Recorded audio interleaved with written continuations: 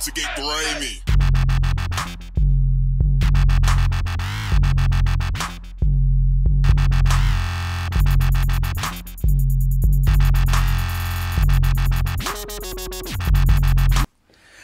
Spectrum Vida. So this week on Spectrum Vida, A wrestling episode. But let me introduce my co-hosts. I have Alex Ramirez, Albert Cena, and this is Guillermo Cena. This is dedicated to Jason Hendricks. Professional wrestling. It's still real to me. And I just want to put it out there, the only one that has the most experience as far as wrestling is me.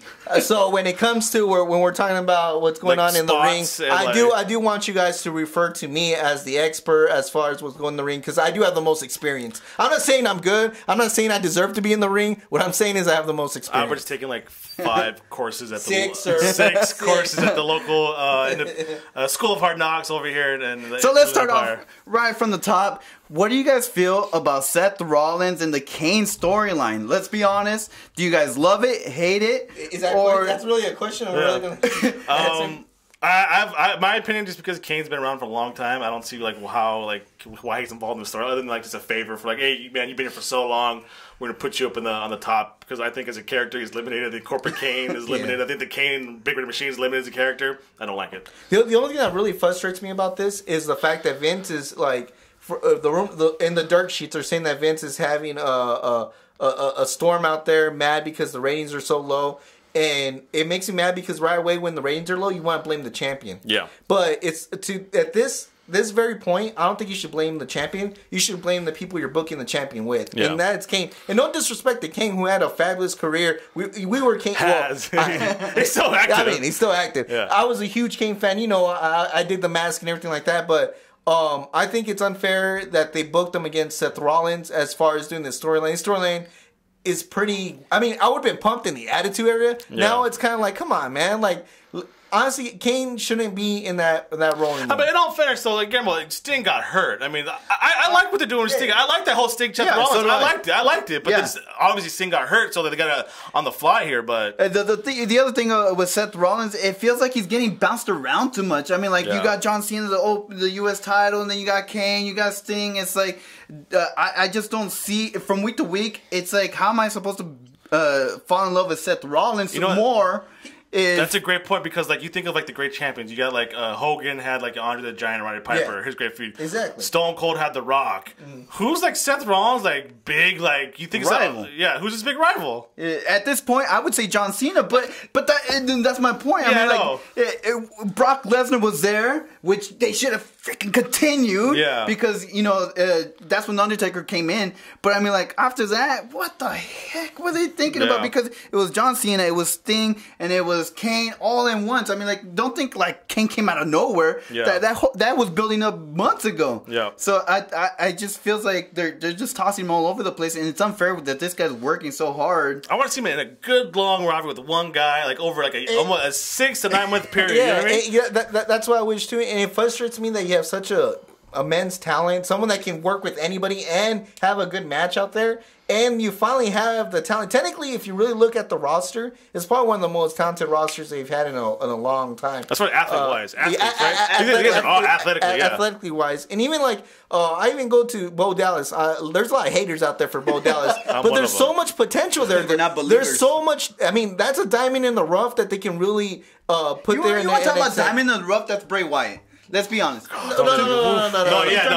Time out. That's a different podcast, bro. It's a whole different podcast. It's a whole different podcast. Let me set the record straight. I love Bray Wyatt. I love Bray Wyatt. I just don't think in the ring it's enough to put him up there as a champion right now. It's simple as that. I think you got to put him up with somebody who can maybe help him with you got to utilize him, somebody who could maybe plan a match out for him to make him look good.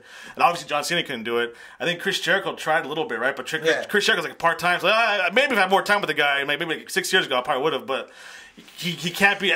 Nobody's gonna look good against Roman Reigns. You know what I mean? Yeah, that's true. Nobody looks good against Roman Reigns except for. To get back to the Seth Rollins issue, I think the biggest problem too is he's so good at making everybody else look good that it almost shoots him in the foot, because it's like, dude, he can give Randy Orton the best RKO you ever seen in your life. Yeah. But you can only do it if Randy Orton gets over, because you know, he's the one that has to take it. Yeah. So same thing with John Cena. I mean, yeah, John Cena's been putting more tools in his toolbox, but the fact is that Seth Rollins is out there making his toolbox look good. Yeah. And it's Seth Rollins has to make it look good, but guess what? The downside of it, he has to lose. So and maybe it's its own. I mean, it sucks because it's almost saying like you're so good at making other people look good.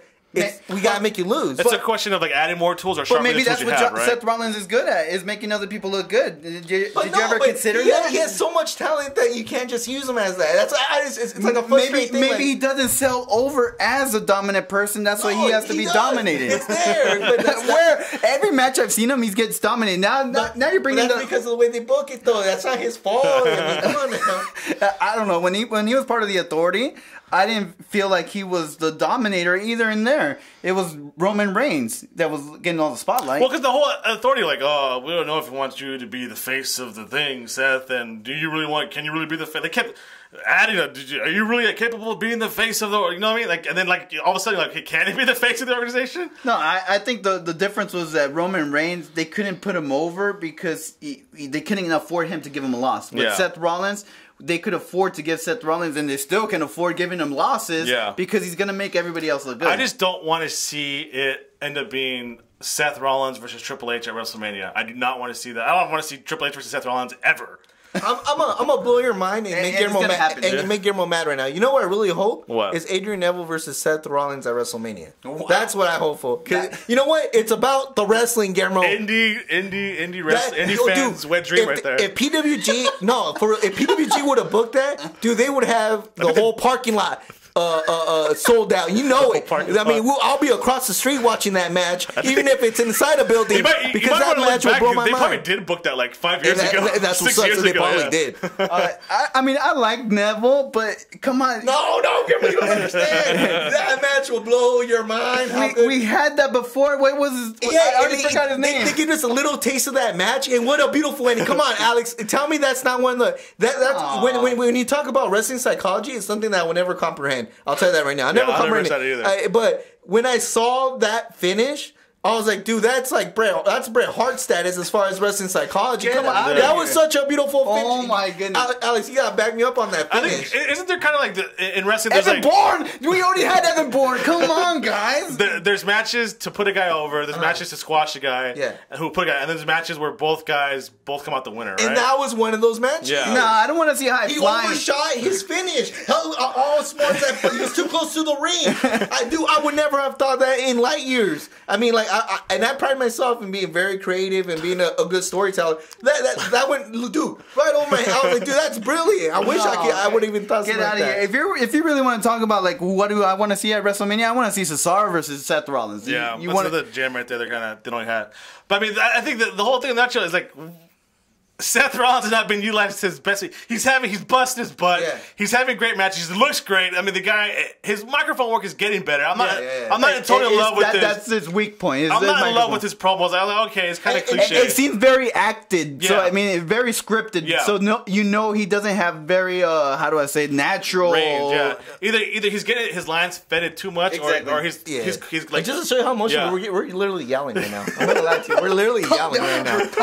But yeah, like you said, but I do appreciate that they're giving him more time in the mic, but sometimes it's the worst enemy, because if you give him 10 minutes of mic time, 5 minutes of mic time, you're like, oh, come on, dude. Some guys, like John Cena, 10 minutes feels like half an hour. With The Rock, 10 minutes felt like 2 seconds, didn't it? Yeah. Stone Cold, 10 minutes felt like, dude, when I look back, I think half of Raw was just Stone Cold talking. Yeah, and it went by so fast. I was eating that Some guys, the time just goes so fast. With Seth Rollins, give him 10 minutes, it feels like 15, 20. Like, this guy's still talking about stuff. Even with Bray Wyatt, his promo seems so short to me, but I think they're going to give him a long. Yeah. And to me, Seth Rollins repeats himself way too much. It's like, dude, you said that, like, the last sentence. So, I mean, like, Seth Rollins is great and everything, but, I mean, like, you guys can talk about all you want, he doesn't sell. Oh no, dude, get out of here. He does not sell. Have you seen how many audience member has his t-shirt, bro? He can't sell, and he's a heel. And I've seen a lot of shirts out there, man. Don't tell me he can't sell. I'm not really in love with his t-shirt, the S and the R. Like, I think it was gonna go for like a Star Wars kind of thing. I don't know. The shirt, S and R for Seth Rollins, the KO for Kevin Owens, the 2 R's for Roman Reigns. Come on, what's the matter with the marketing department in WWE? He's lazy. I'm not like to the shirt game and WWE is in the low right now. And I remember when that shirt game was like. I mean, WWE was on top as far as I agree. The way good the Kevin Owens, I would put KO. What's Everett's initials? That's their t-shirt logo now. Yeah, and Dean Ambrose and DNA. Come on. Or like John Cena just changed the color. Twins is BB. Yeah, see, come on now, guys. But I mean, I've always been a fan of Seth Rollins since to his Tyler Black days. So it seemed like it was just a topic on Seth Rollins. Sorry about that. We didn't even get into like. Go ahead, Guillermo. Take us home. Yeah, take us home. So thank you for everybody for listening. This is Spectrum Vida. Spectrum Vida might turn into a wrestling podcast. Who knows? We're spitting fire this one episode, guys. That was 10 minutes. We said 5 minutes limit. It's about to go off. Again, like The Rock, 10 minutes goes by in like in 5 minutes. We got 10 seconds. Hopefully everybody enjoyed it. Thanks everybody for listening. Time to get grimy.